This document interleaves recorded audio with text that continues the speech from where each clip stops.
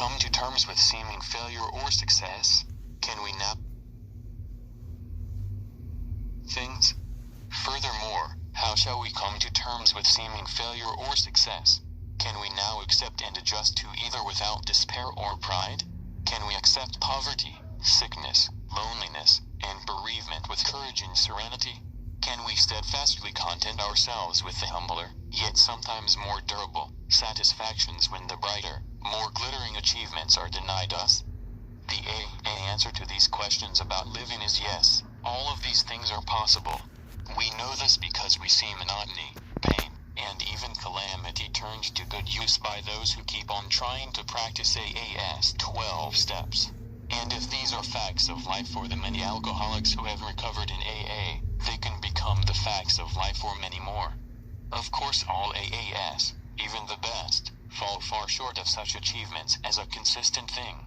Without necessarily taking the first drink, we often get quite far off the beam. Our troubles sometimes begin with indifference. We are sober and happy in our AA work. Things go well at home and office. We naturally congratulate ourselves on what later proves to be a far too easy and superficial point of view. We temporarily cease to grow because we feel satisfied that there is no need for all of AA's 12 steps for us. We are doing fine on a few of them. Maybe we are doing fine on only 2 of them. The first step and that part of the 12th where we carry the message. In AA slang, that blissful state is known as two-stepping. And it can go on for years. The best intentioned of us can fall for the two-step illusion. Sooner or later the pink cloud stage wears off and things go disappointingly dull. We begin to think that AA doesn't pay off after all. We become puzzled and discouraged. Then perhaps life, as it has a way of doing, suddenly hands us a great big lump that we can't begin to swallow, let alone digest. We fail to get a work for promotion. We lose that good job. Maybe there are serious domestic or romantic difficulties, or perhaps the boy we thought God was looking after becomes a military casualty. What then? Have we alcoholics in AA got, or can we get, the resources to meet these calamities which come to so many? These were problems of life which we could never face up to. Can we now, with the help of God as we understand Him, handle them as well and as bravely as our non-alcoholic friends often do? Can we transform these calamities into assets, sources of growth and comfort to ourselves and those about us? Well, we surely have a chance if we switch from two-stepping to 12-stepping, if we are willing to receive that grace of God which can sustain and strengthen us in any catastrophe. Our basic troubles are the same as everyone else's, but when an honest effort is made to practice these principles in all our affairs, well-grounded AAs seem to have the ability, by God's grace, to take these troubles in stride and turn them into demonstrations of faith. We have seen AAs suffer lingering and fatal illness with little complaint, and often in good cheer. We have sometimes seen families broken apart by misunderstanding, tensions, or actual infidelity, who are reunited by the AA way of life. Though the earning power of most AAs is relatively high, we have some members who never seem to get on their feet money-wise, and still others who encounter heavy financial reverses. Ordinarily we see these situations met with fortitude and faith. Like most people, we have found that we can take our big lumps as they come. But also like others, we often discover a greater challenge in the lesser and more continuous problems of life. Our answer is in still more spiritual development. Only by this means can we improve our chances for really happy and useful living. And as we grow spiritually, we find that our old attitudes toward our instincts need to undergo drastic revisions. Our desires for emotional security and wealth, for personal prestige and power, for romance, and for family satisfactions, all these have to be tempered and redirected. We have learned that the satisfaction of instincts cannot be the sole end and aim of our lives. If we place instincts first, we have got the cart before the horse. We shall be pulled backward into disillusionment. But when we are willing to place spiritual growth first, then and only then do we have a real chance. After we come into AA, if we go on growing, our attitudes and actions toward security, emotional security and financial security, commence to change profoundly. Our demand for emotional security constantly thrown us into unworkable relations with other people. Though we were sometimes quite unconscious of this, the result always had been the same. Either we had tried to play God and dominate those about us, or we had insisted on being over-dependent upon them. Where people had temporarily let us run their lives as though they were still children, we had felt very happy and secure ourselves. But when they finally resisted or ran away, we were bitterly hurt and disappointed. We blamed them, being quite unable to see that our unreasonable demands had been the cause. When we had taken the opposite tack and had insisted, like infants ourselves, that people protect and take care of us or that the world owed us a living, then the result had been equally unfortunate. This often caused the people we had loved most to push us aside or perhaps desert us entirely.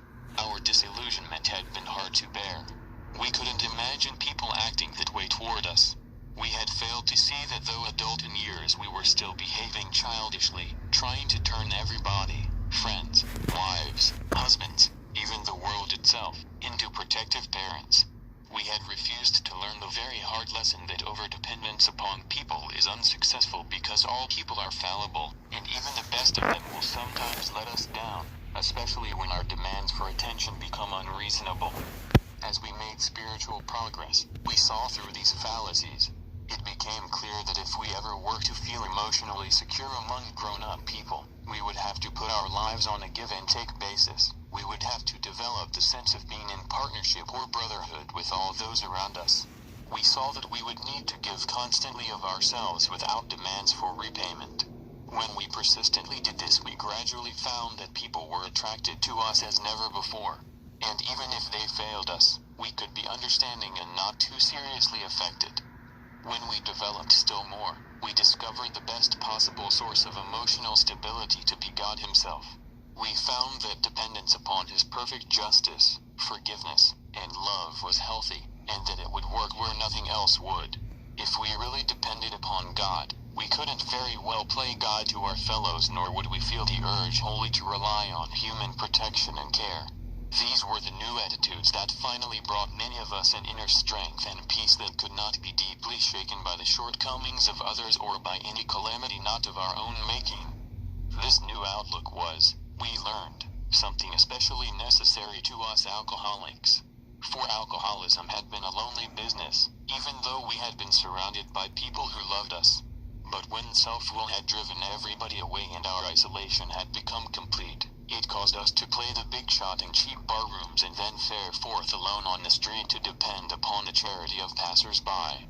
We were still trying to find emotional security by being dominating or dependent upon others. Even when our fortunes had not ebbed that much and we nevertheless found ourselves alone in the world, we still vainly tried to be secure by some unhealthy kind of domination or dependence. For those of us who were like that, AA had a very special meaning. Through it we begin to learn right relations with people who understand us. We don't have to be alone anymore. Most married folks in AA have very happy homes. To a surprising extent, AA has offset the damage to family life brought about by years of alcoholism. But just like all other societies, we do have sex and marital problems, and sometimes they are distressingly acute. Permanent marriage breakups and separations, however, are unusual in AA. Our main problem is not how we are to stay married, it is how to be more happily married by eliminating the severe emotional twists that have so often stemmed from alcoholism. Nearly every sound human being experiences, at some time in life, a compelling desire to find a mate of the opposite sex with whom the fullest possible union can be made, spiritual, mental, emotional, and physical. This mighty urge is the root of great human accomplishments, a creative energy that deeply influences our lives. God fashioned us that way. So our question will be this: how, by ignorance, compulsion, and self-will, do we misuse this gift for our own destruction? We AAs cannot pretend to offer full answers to age-old perplexities, but our own experience does provide certain answers that work for us.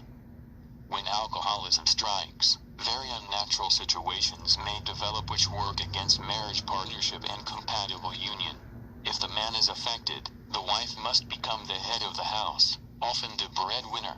As matters get worse, The husband becomes a sick and irresponsible child who needs to be looked after and extricated from endless scrapes and impasses. Very gradually, and usually without any realization of the fact, the wife is forced to become the mother of an erring boy. And if she had a strong maternal instinct to begin with, the situation is aggravated. Obviously not much partnership can exist under these conditions. The wife usually goes on doing the best she knows how. But meanwhile the alcoholic alternately loves and hates her maternal care. A pattern is thereby established that may take a lot of undoing later on.